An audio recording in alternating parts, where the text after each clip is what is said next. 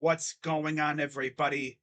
Crazy Dog back with my third video of the day, and I have a very special Bleacher Report NFL trade deadline article review for you guys. And for those of you wondering when is the trade deadline this year, well, the 2023 NFL trade deadline falls on the scariest day of the year, Halloween, which of course is October 31st, which falls on a Tuesday. 2 days after the Browns face off against the Seahawks.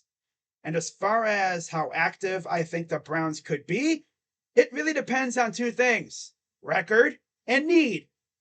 For all we know, the Browns could be dominating and they could be well on their way to their first ever AFC North division title. And if we're out here dominating, looking good, but we might have a couple needs to fill, Andrew Berry's going to go out there and make a couple moves to improve this team and increase our odds at, again, winning the AFC North for the first time ever. Now, if we're out here playing like trash, looking mid as hell, I don't think Andrew Berry is going to waste the assets unless he thinks that this team could make a leap and go crazy in the second half of the season. But we'll see. It's far too early to talk about that kind of stuff. Now, what I've decided to do is do a nice little series of videos for the next couple weeks leading up to the trade deadline, as every week Bleacher Report lists some trade targets in what they call their trade deadline big board, where they talk about the most available players. I think they list like 10 players or so. And they also list some potential destinations for each player. And every week, I'm going to do a video talking about the players that the Browns have been linked to in those articles. So, for instance, last week, in the first trade deadline big board article, the Browns were linked to two players.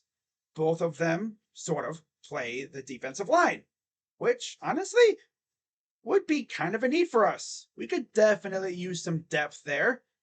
But Bleacher Report linked us to Chris Jones and Danielle Hunter. Now, of course, shortly after this article was posted, Chris Jones signed a 1-year extension, sort of. It's more or less just a contract to get him in the door. Pretty much with Kansas City. He's still slated to be a free agent after this season. And then you got Danielle Hunter, who I thought was going to get traded during the offseason, but obviously the connection between Andrew Berry and Kwesi Adolfo-Mensah makes him a legit trade option for the Browns if we do indeed need another linebacker / defensive end, because they actually have him listed as a linebacker on Bleacher Report. That's interesting. But I guess it depends on the system. Because I know in a 3-4, technically he would be a linebacker coming off the edge. But in Jim Schwartz's system, he would go back to being a defensive end. Man, imagine Danielle Hunter in Jim Schwartz's system. My God. Danielle Hunter reuniting with Zadarius Smith and Dalvin Tomlinson. You might as well call us the Cleveland Vikings at that point. Oh my God. But yeah, I would love Danielle Hunter. Now, as far as this week goes, we were only linked to one player. And once again, it's Danielle Hunter. So it's pretty clear that Bleacher Report's trying to push Danielle Hunter to the Browns, which I would be all for. Danielle Hunter is an absolute freak, and you put him with our D-line, you give him to Jim Schwartz. Oh my God. Jim Schwartz would salivate if we got Danielle Hunter. I mean, damn, look what we already have there. Myles Garrett, Zadarius Smith, Oba Okoronkwo, Alex Wright, who's coming off injury. You add Danielle Hunter to that, given what Jim Schwartz has done with our guys already, moving them around. That's a matchup nightmare. My God. I mean, literally, Jim Schwartz could seriously go with a front four of just edge rushers.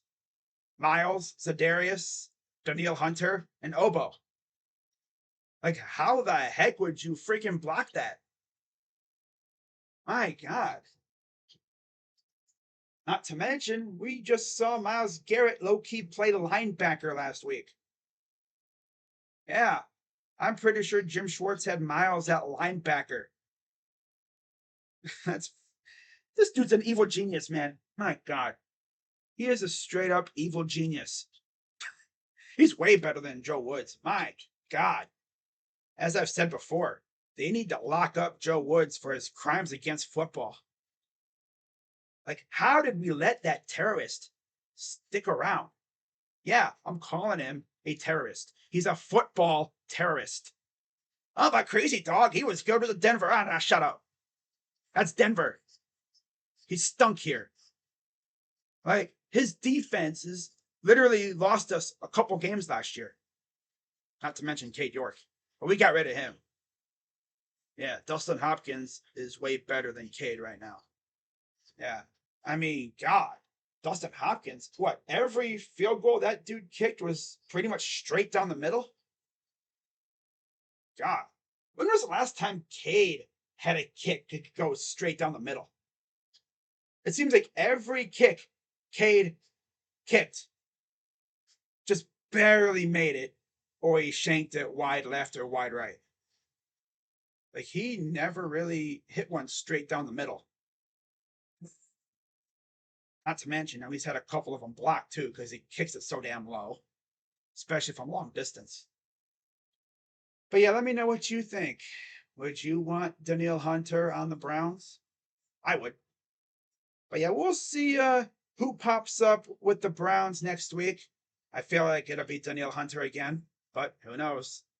So with that being said, I'll see you guys next week for another one of these videos. So with that being said, I'm Crazy Dog. Let's go Browns. And to be honest, I would love Danielle Hunter on the squad. Let's do it, AB.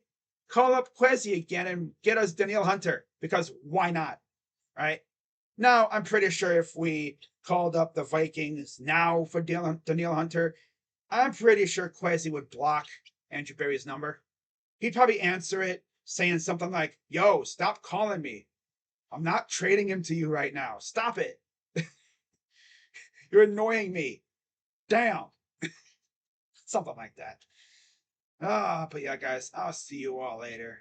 Go Browns. I'm Crazy Dog, and I'm out. Bye-bye.